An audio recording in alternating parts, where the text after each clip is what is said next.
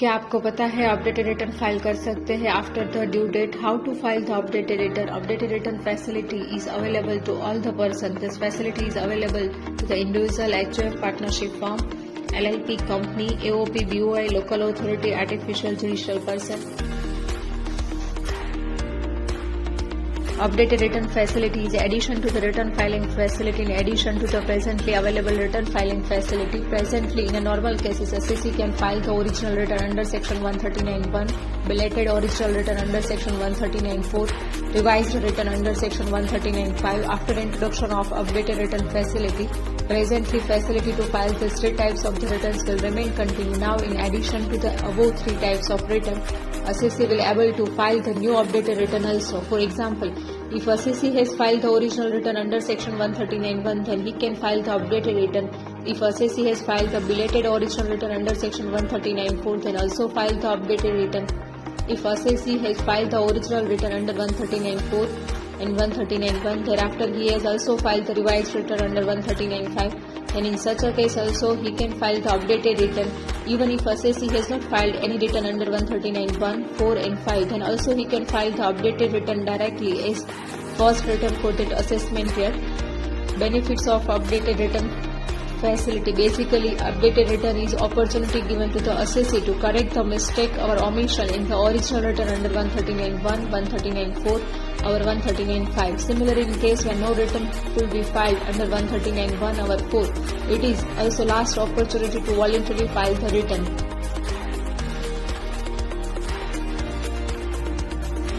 In many cases, updated return cannot be filed where due to updated return there is reductions of the tax liability, increase in the refund. No updated return if the assessment, reassessment proceedings have been initiated or completed.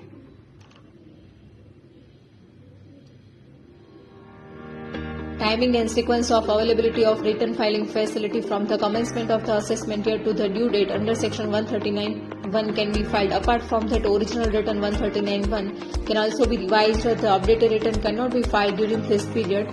Presently, due dates under section 139(1) are 31st July and 30th October of the assessment year. Second, after the due date under 139(1) to the last date of 139(4) can also be revised under 139(5). Similarly, if the original return has also been filed, same can be also revised under 139(5). Till this date, updated return cannot be filed during this period. Presently, last date of 139(4) and 5 is a 3 month prior to the end of the assessment year and December of that assessment year. 3. After the due date of 139(4) to the end of the assessment year, during this period non-voluntary return can be filed, then also filed under the updated return. 4th, after the end of the assessment year to the 24th month of thereafter. During this period, updated return filing facility will be available. Updated return cannot be filed during the continuance of the assessment year.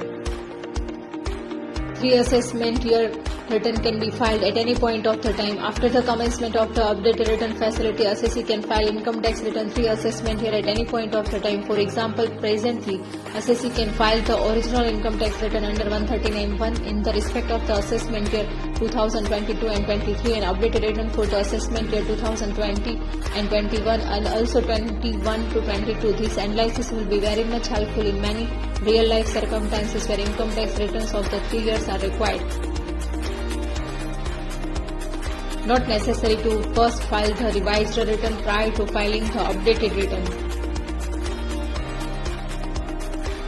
Updated return facility is available where defective return could not be filed or rectified under 139(1) or 139(9). If original return under 139(1) and 4 or revised return is filed under 139(5) but the same is considered as a defective and defective cannot be rectified within the given time limit, then in such a case his above return will become invalid.